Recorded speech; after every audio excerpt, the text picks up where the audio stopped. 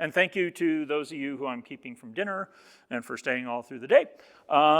Anybody recognize the title, where I stole that from? Jerry Maguire, right? A lot of people think that, that was his mission statement thing, and a lot of people thought, incorrectly interpreted it, that his mission statement was all about fewer customers, right? And it got him fired and all those other things. So, but as incident responders, there's a lot of things that we think but don't say out loud. I'm going to say some of them out loud, and you guys can heckle me, agree, disagree, throw stuff, whatever you like. My name is Roberto Bamberger. I'm a senior principal security research manager in a team called GHOST, which means Global Hunt, Overwatch, and Strategic Triage. Yes, it's a backronym because we wanted to call ourselves GHOST. We are part of our Global CISOs organization. So last January, we were in the news for all the wrong reasons, right? We had an incident. And this is kind of a way of thinking about some lessons that I have learned, from these different incidents and how the company is really adapting to them. So the first thing is, when you get into a really complex incident, I'm a technical guy. I'm an electrical engineer by training. That's my background. I'm probably not the most suave when it comes to massaging messages for executives, right? Things like that. But we quickly realize that we're going to have multiple audiences. We have executives, we have PR people, we have product group people, we have other security people. And even though we're talking about one incident, we have to, as the subject matter experts on what happened, we are probably going to have to translate and modulate our terminology, what we're saying, how we're saying it, depending on who we are talking to. Because to expect them to be able to, kind of map from their world into ours is probably asking about a bridge too far. Velocity versus accuracy. People want answers right now. I can give you an answer, I just don't have any confidence in it.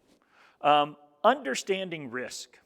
And similar to the multiple audiences up here, we really do have multiple points of views and needs. We had, not this most recent incident, which impacted Microsoft, but a year and a half ago, we found that there was a vulnerability in the Outlook client that basically a threat actor was using to leak NTLM hashes.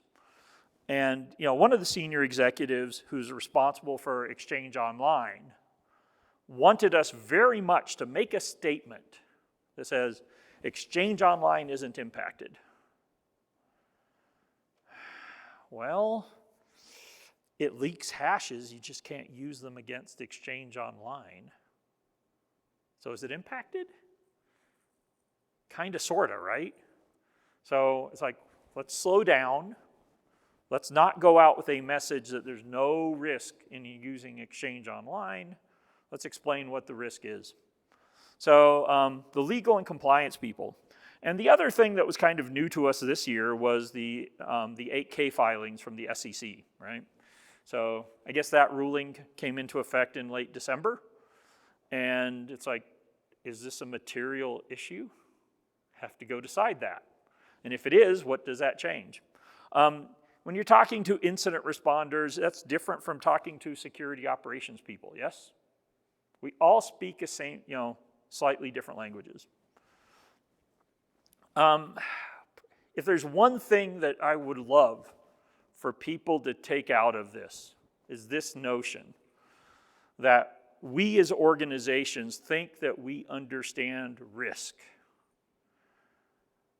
It turns out that what we think is risky for us, there could be things that the threat actor views as high value that we don't, at the time, think is high risk for us.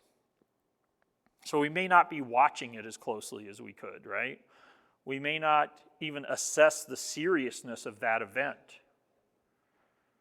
Or maybe the threat actor is just doing something over here where the value is, hi, I'm going to distract you. misdirection. I'll give you some examples of this. How many of you would agree that maybe we're not always great as organizations or your customers at assessing what the threat actor values? Anybody? Yeah. It's like, well, why are they over there? That thing's not important. And really what we have to be doing is modulating our thinking a little bit and saying, they're over there, so it's important to them, right? How can they use that? Maybe they know something. Maybe our adversaries know more about our environments than we do. Never happens, right? Okay.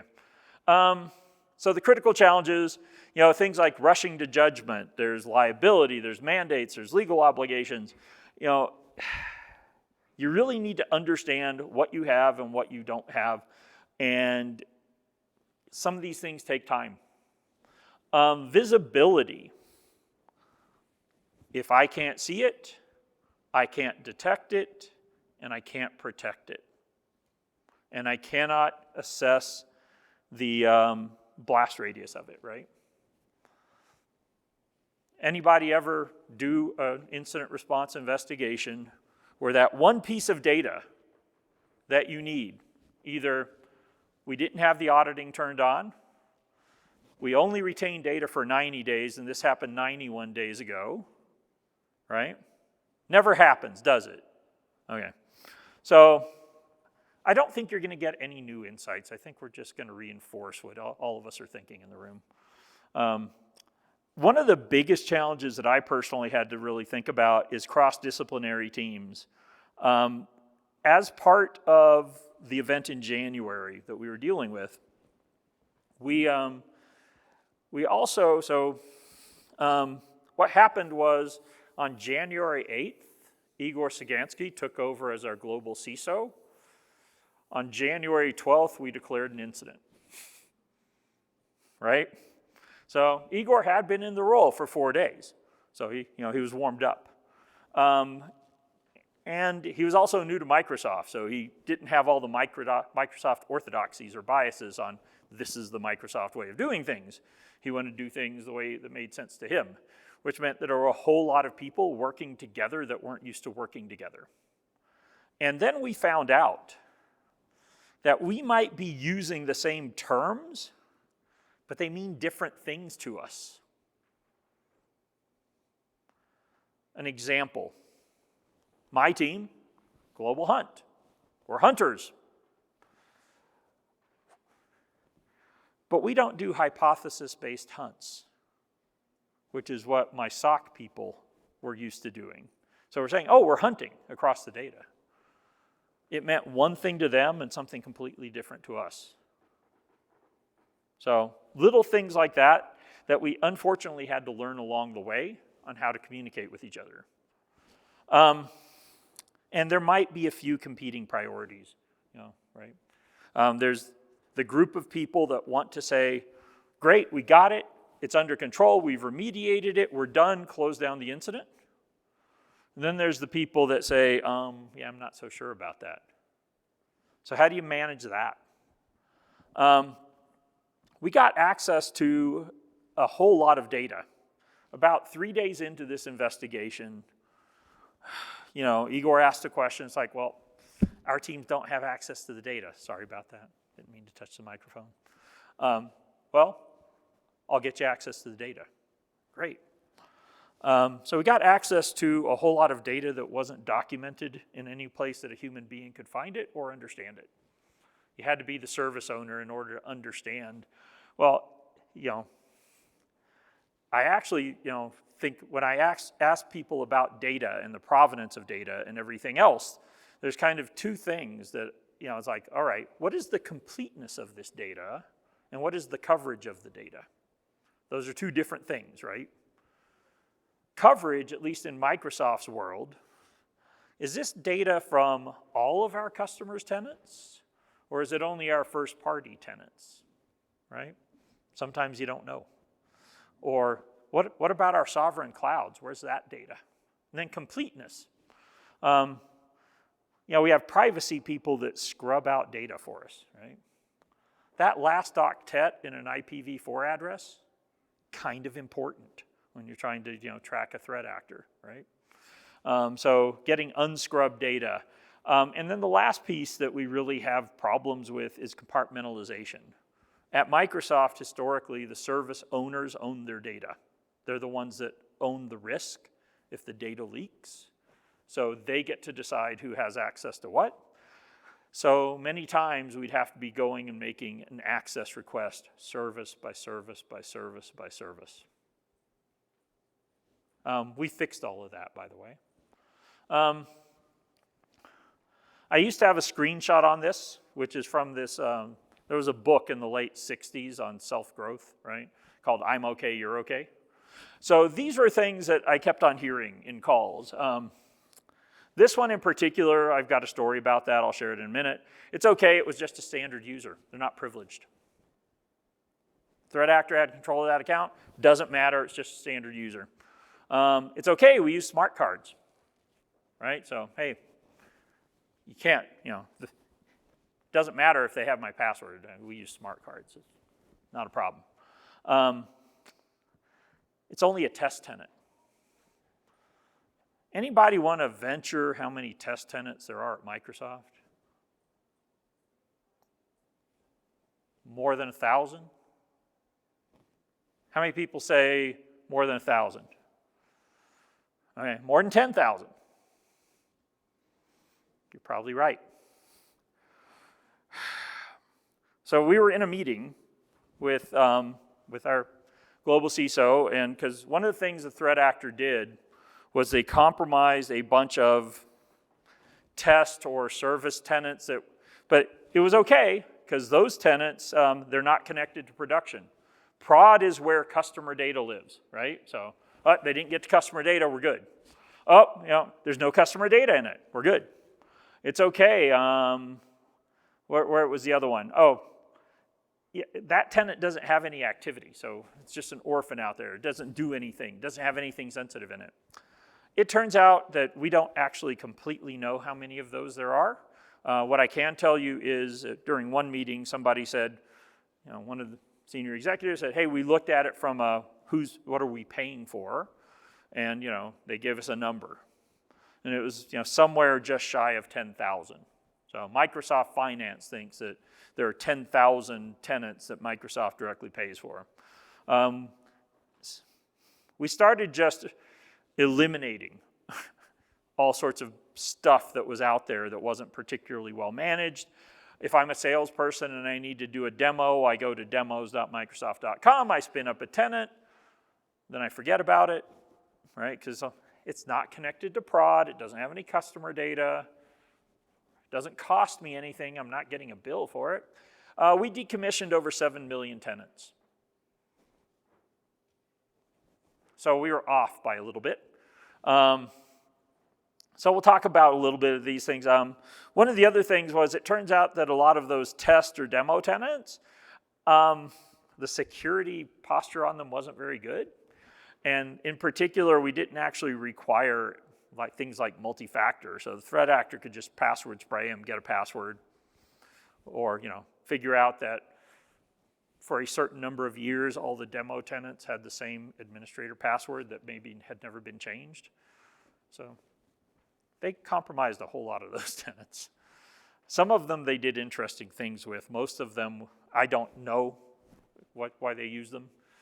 We couldn't see them really using them for anything, but they were stockpiling them, stockpiling creds. So then we said, hey, we're going to force MFA on all those tenants.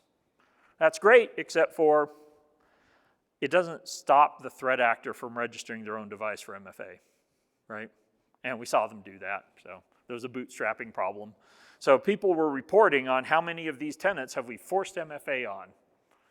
I was like, that doesn't actually add any protection because you're forgetting about the bootstrapping problem. So there were a lot of things. Oh, we expired the password. That was another good one. What happens when a password in Azure AD expires? And John, you log in, you found that password on an intranet site, and you log in, username, password. What happens? You get the opportunity to change it. So the threat actor had a whole bunch of these that they stockpiled as well, which, no, they didn't have a valid password, but they had enough of a password to go change the password. So yeah, little problems like that. There's all sorts of things. They accessed some email. And the big question was, what was in the email, right? And the short answer is, we don't know. I actually, we have some of the senior executives of Exchange Online, and they're saying, well, we have audit events, right? Oh, yeah, that was another one of these things. It's okay, we have audit data, right? But then it was like, well, what's in the emails, and how much risk does that present to Microsoft? And were they only targeting specific emails? Were they searching for things about, company X or company Y or a vulnerability? And it's like, well, our mail items accessed event gives you 3 pieces of information: mailbox, folder it's in, and the internet message ID. Great. So I'm sure that our e-discovery people have a solution that can take our auditing data output and then give me intelligent information, right? That's a built-in feature, isn't it? It's not. So how are we going to go figure out what was in those emails? So that became kind of a fairly large engineering problem. And then we wanted to go figure out, were they just harvesting everything out of a mailbox? Or were they simply grabbing specific messages? Turns out our telemetry didn't tell us that. We're fixing the telemetry. I don't know when it'll be ready for customers, but we're fixing that. But there's also this thing, okay, it's okay because we got the audit data. So one of the big things, though, was, like I said, Igor got dropped on him on day 4. And, so that's the event that we called Frosty Speed Bump. So these are all events that Microsoft has had some involvement with Midnight Blizzard. Some of these were customer compromises. Some of them were only Microsoft compromises. Most people in the room probably familiar with this little event called SolarWinds, yes? Yeah. So then they came back in 2021 and they were inside of, they hit Microsoft and a bunch of our customers. Here later in 2021, they compromised cloud solution providers and they used that access to go access our customers. There was another one in late 2023, which was kind of interesting. Threat actor actually bought a credential off of the dark web. And then they were able to play the cookie and gain access into our environment, do some damage there. It was a fairly small event. We caught them really quickly, like within 24 hours of the initial access. Then they started doing this Teams phishing, social engineering thing. And these yellow ones were kind of less serious events. But sometimes, in some SOCs, in some incident response groups, you spin up a team to deal with the current incident. You deal with the current incident, you shut that team down, you go back to your normal daily operations, right, of watching the glass, and then something else happens and it might be a completely different team. And maybe you're lucky, and some of the people that were working on this thing also worked on that one and also worked on that one. I used to have a full head of hair, folks, honest. And then I met Midnight Blizzard. But seriously, we were looking at it incident by incident, not at the totality. And I came off of mute and said, hey, Igor, we're not going to win against these guys if we think about it as single incident at a time. You need to understand that this event right here was actually related to this one over here, right? And that all of these also led to this piece. Had we had our eye on the ball the right way, maybe we would have found this a little bit sooner. Because we say this test tenant, we've been fairly public about root cause. The threat actor was able to compromise this test tenant. That test tenant was hosting a multi-tenant application That multi-tenant application had been given, granted administrative consent to read all email in our tenant, right? I'm sorry, no, that's not right. It had been granted the ability, this app that was in this test tenant had been consented to in our corporate tenant, and it had been granted what's called the directory writers role, which allows it to write things to Azure Active Directory or Entra ID, which means it could create its own global admin, for example. So it was God. This test tenant was stood up in 2016. It was consented, the app was consented to in 2016. Nobody knows. I mean, our security posture, our security standards in 2016 were very different from then, from what they are now. Just nobody realized that we had a multi-tenant app that had that, those God-level privileges. But, well, how did the threat actor know about this tenant over here? Well, when they were over here, they did a full directory of Azure Active Directory, all the apps in it, what consents they had. So I don't think it was an accident that I don't think they got lucky and found this one test tenant over here that happened to have a highly privileged application. I don't believe in a coincidence.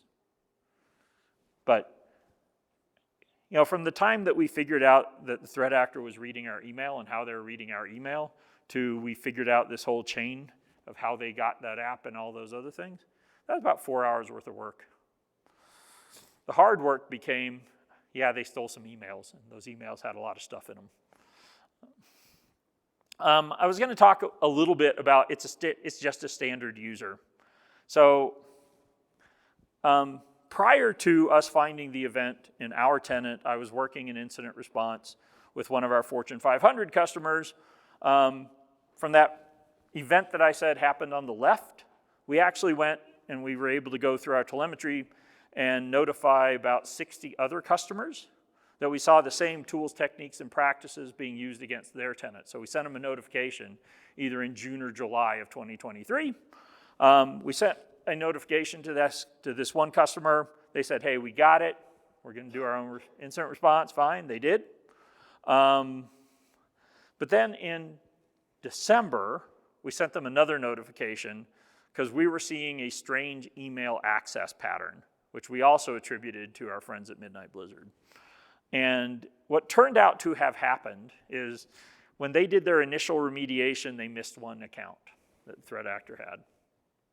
Okay? That one account, it was a standard user in Entra ID, right, in Azure Active Directory. It didn't have any privileged roles. It was just a regular user. It was actually for effectively a shared mailbox account.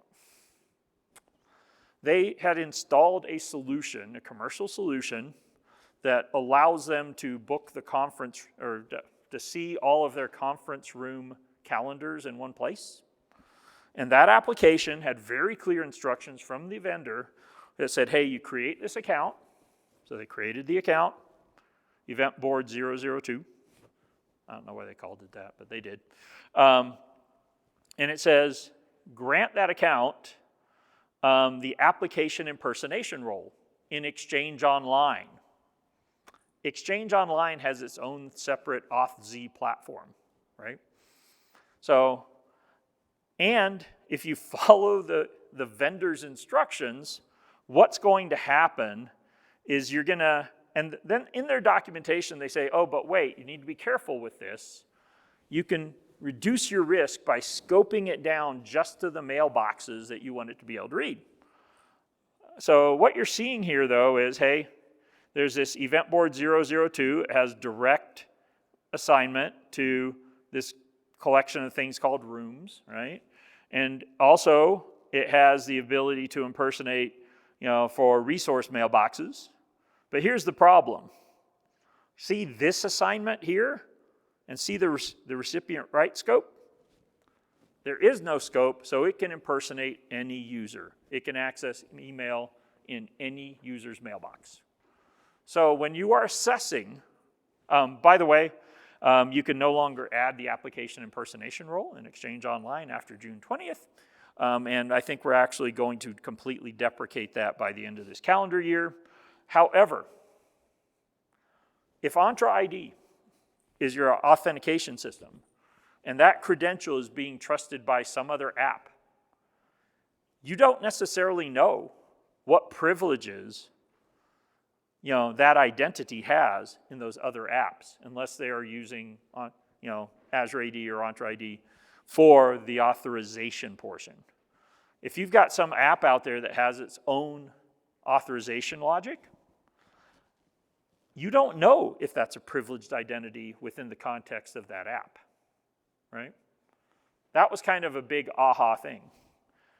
And it turns out that application impersonation role, there was a bug in our auditing. So we have a premium auditing thing called mail items accessed. And at my first customer, they actually didn't have the advanced licenses for mail items accessed, but sometime prior to 2019, they had turned on for their E3 licenses 2 other audit events called message bind and folder bind. Message bind and folder bind were more limited in scope. So message bind would only fire if it was admin level access to an item. If an administrator was accessing your email, we'd audit that. However, folder bind would be for either admin or delegate access. And what we saw a couple of times that message bind was firing. Okay, so we knew that the threat actor accessed a couple of mailboxes. But our telemetry for monitoring our services told me there was probably over 1,000 mailboxes accessed. The customer also had, they did a small pilot of the E5 license. So they had mail items accessed events for 4 additional accounts. So their telemetry told them about 6 mailboxes. So I don't like it when the data doesn't make sense. I have one set of telemetry that tells me I've got 1,000 mailboxes impacted. I've got another set that tells me 6. Turns out we had an auditing bug. When you access using this application impersonation role, it might get audited as the owner accessing the mail, and it might get audited as an administrator accessing the mail. The proper behavior was supposed to be administrator, but there was a bug.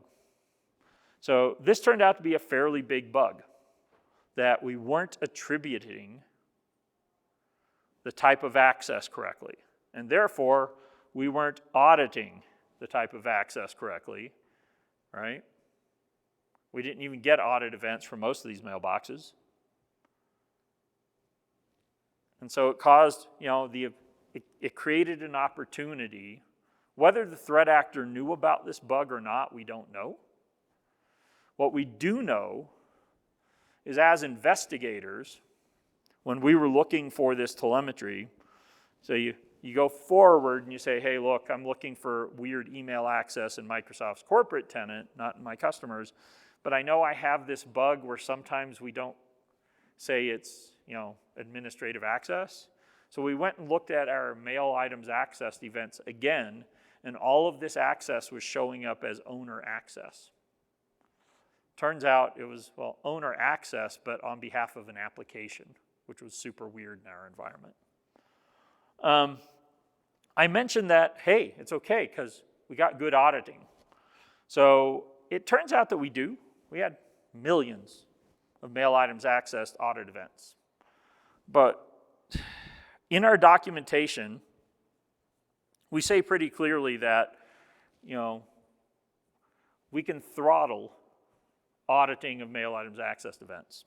If we have more than 1,000 events in 24 hours, we're going to tell you we're throttling you, and we're going to throttle you, but we're going to write an event saying it's throttled for another 24 hours. Turns out that's not how throttling works. And a really clever friend of mine said, I think they're throttling. And I was like, well, wait, the product team told me they don't have those throttling bits turned on. They stated that as a fact to me. They were wrong. It's like, look, I see more than 1,000 events in a 24-hour period. So I don't know. And they said, well, look at it on a hourly basis. You were looking at it on a daily basis. And when we looked at these audit events, these mail items access events on an hourly basis, we'd have these dropouts. And what was super interesting was we went back and we harvested the actual emails, and what we would see was, hey, for this one user, for this mailbox, for 1 hour, we got 586 messages, and they were from, I forget, but when we see the max received and sent times, this was from 2000, I think is what it says up there, up to 2021. And what we were seeing was this pattern where we'd get this big dropout, right? Here I've got from 1500 to 0 the next day, right? Zulu time. And what we were able to determine was that based on these, the date of the mail message that was actually retrieved, and knowing how the Find Folders API or Find Items API works, that it'll just give you a list of email messages in, from most recent to least recent. That what was happening was that the auditing was being throttled. They just weren't writing in the audit event that they were throttling the data. So once again, it was a bug that forced us to go reissue our 8K filing because it doubled the amount of email that we knew got exfilled, or we had high visibility. So I actually took the slide out that talks about the exact same thing, or about one of the other things that we discovered is you have to understand your systems and what they audit and what they don't, because it turns out that there's some magic. Microsoft monitors the health of every, of Exchange Online. There's a mailbox that's sit up there called, for external application monitoring in every customer's tenant. And I believe it's every 10 minutes we fire a message in there, we create a new message, and we delete it. And we monitor these things. So every single one of our mailbox servers, we are doing this on a global basis. But that's what we call synthetic traffic. So that synthetic traffic, we're not going to clog up your audit data, Mr. Customer, by something that's completely just for us monitoring the health of the service, right? It's not a real user's mailbox, it's a fake mailbox. So it turns out that we don't log that to the customer's tenant. That's good. However, there's a problem. It also means that from our auditing point of view, we don't ever actually record that it happened. And what makes matters worse is, how do we decide that it's one of those synthetic signals versus a real signal, right? Well, we don't do this anymore, but at the time, we relied on the contents of the user agent string. Because, threat actor can't change a user agent string. Oh, wait, it's like little Bobby tables, right? So we've changed the way we do our synthetic traffic and what we can audit and what we don't audit and what customers get to see and what they don't. But the threat actor, I think, knew enough to use this as an evasion technique. Now, when they were accessing a real mailbox, we did get the audit event that the mailbox was accessed. We didn't get the authentication signal that they authenticated to the mailbox. That was kind of the other weird piece. So that was kind of interesting. So there's a few key lessons, and I'll be glad to take questions. One of them is, a lot of times people rush and they seek to be understood before they understand something. And so it's like, no, you need to seek to understand things and what questions people are asking you before you try to pontificate and teach them something, right? Make sure you're actually answering their question and that we know what the right questions are. There's a place where we have to challenge our orthodoxies about risk. That one doesn't matter. It's a test tenant. It's not connected to Corp. There's no value in it. But the threat actor was there, and even if the only value that the threat actor has is They know that we have to go spend cycles investigating what they did in it and waste human resource for it. That might be enough value for them. Or in the case, one of those little bubbles that I showed of the other kind of leading up things, it said XAM tenant, XAM, external application monitoring. Maybe that's where they learned about how to spoof that synthetic traffic, right? One of the things that while we were kind of in the fog of war piece, there were a lot of people that wanted to jump to an answer that was, no, it's controlled, it's okay, we got it under control.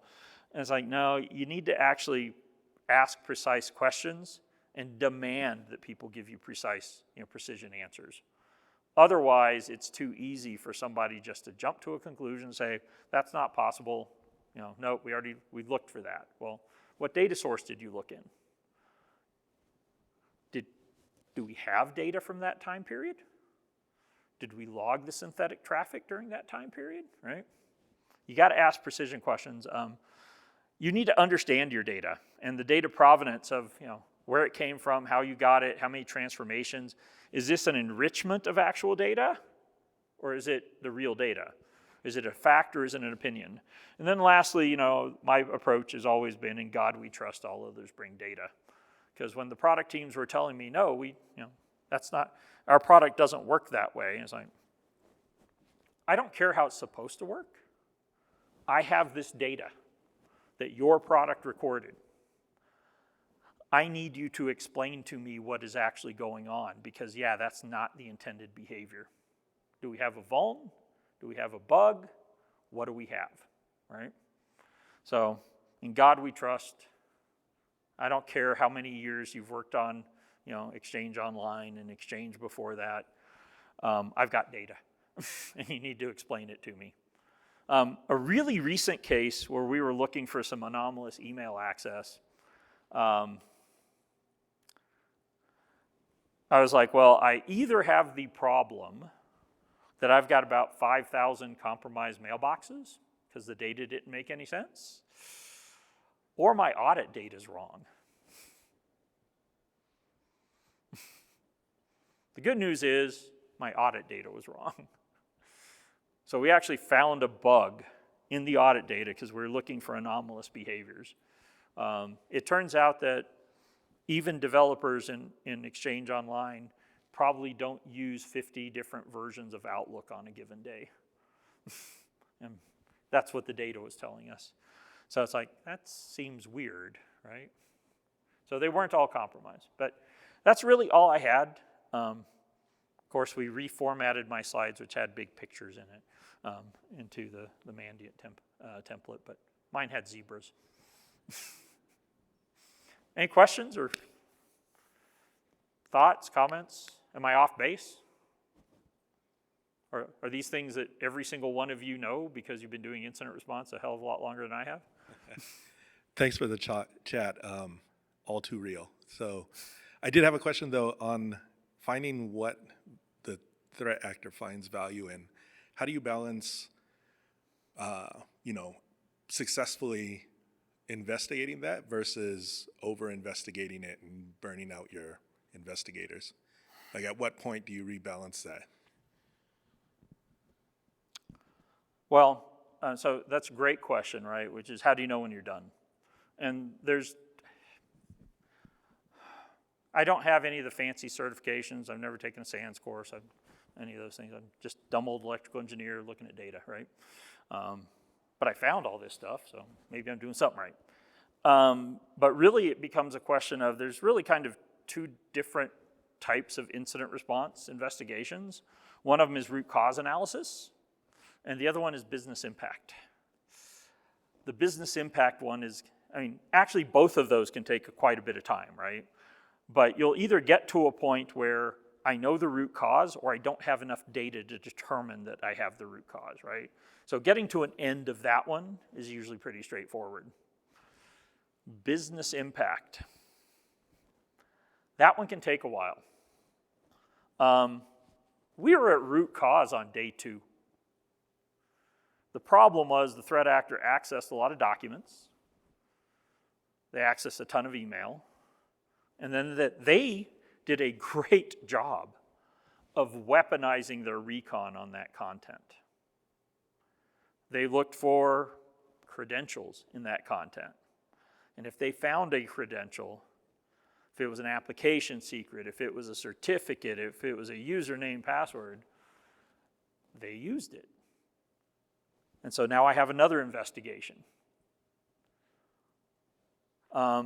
I forget how many thousands of credentials we found that the threat actor, that were exposed to the threat actor.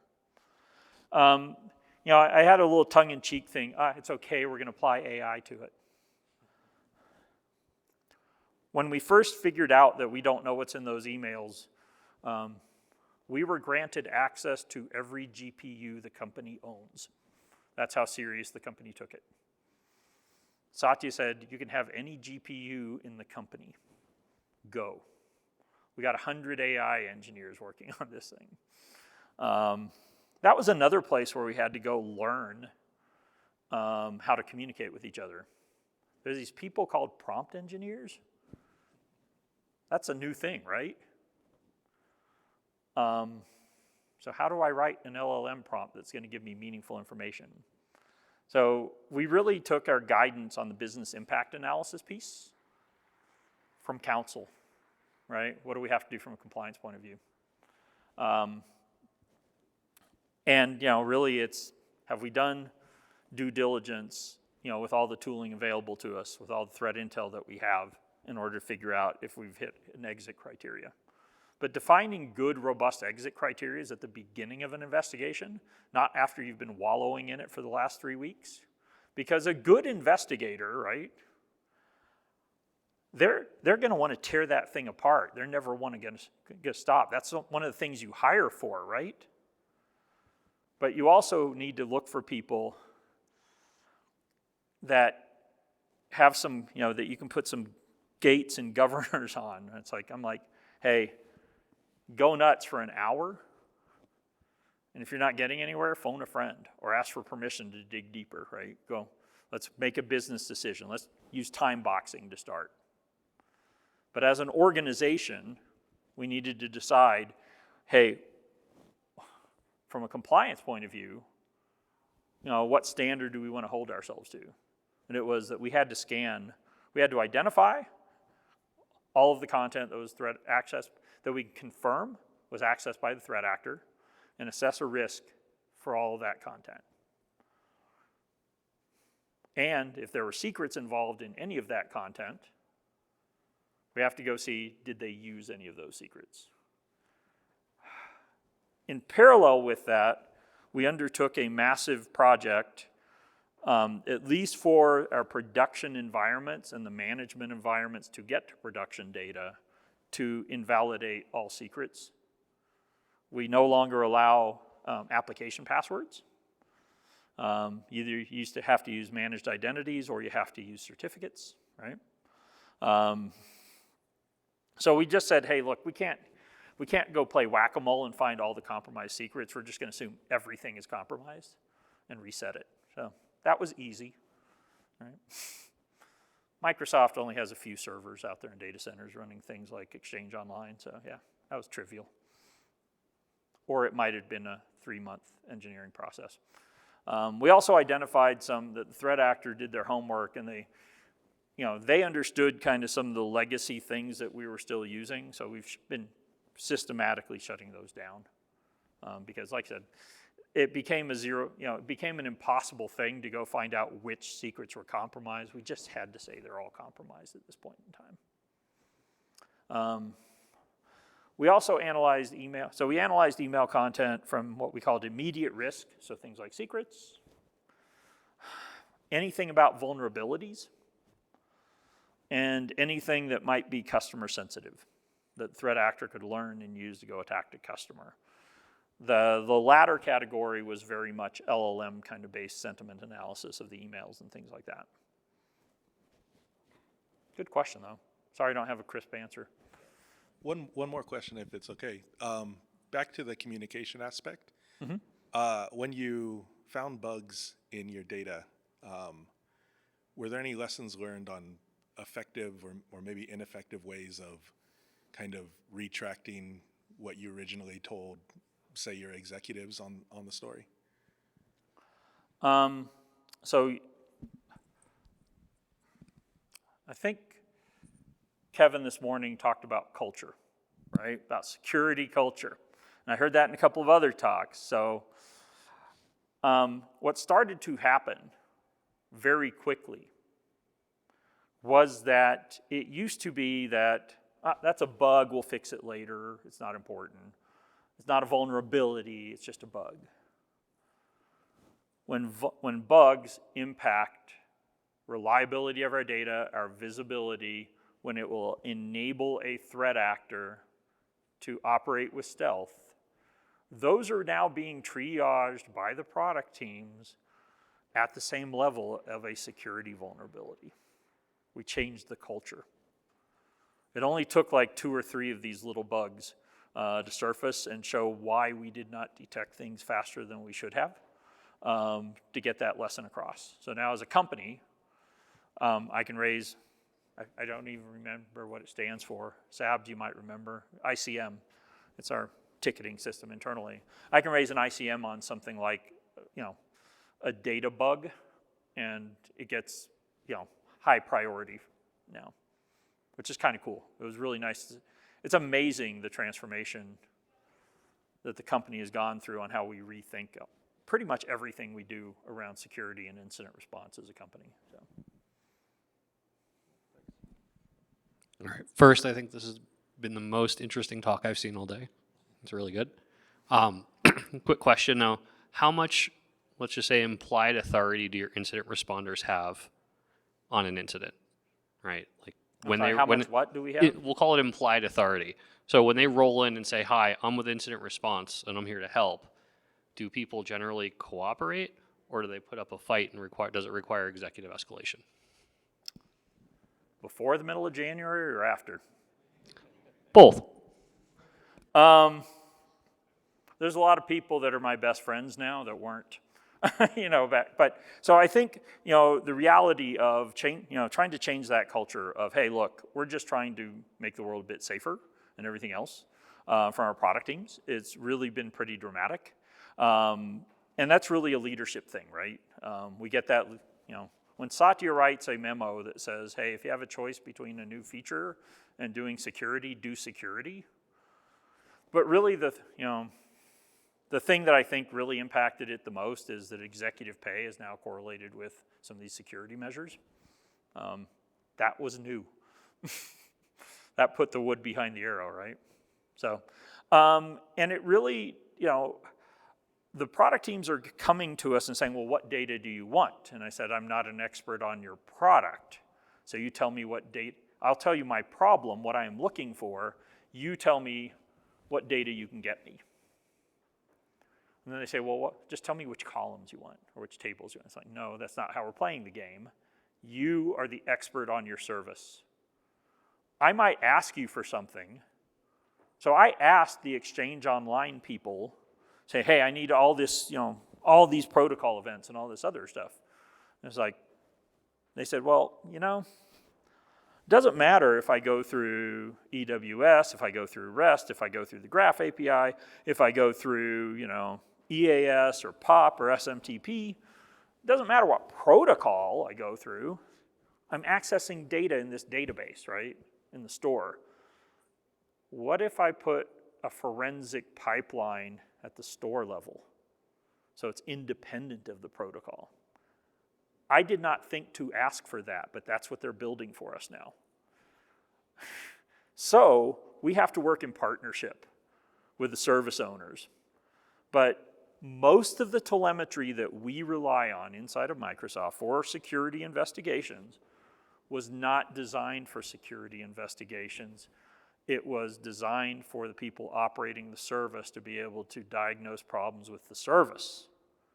And now we're having those rich conversations about what do we need from a security, telemetry point of view.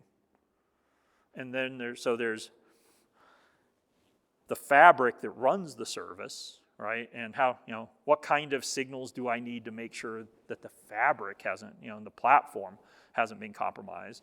And then there's the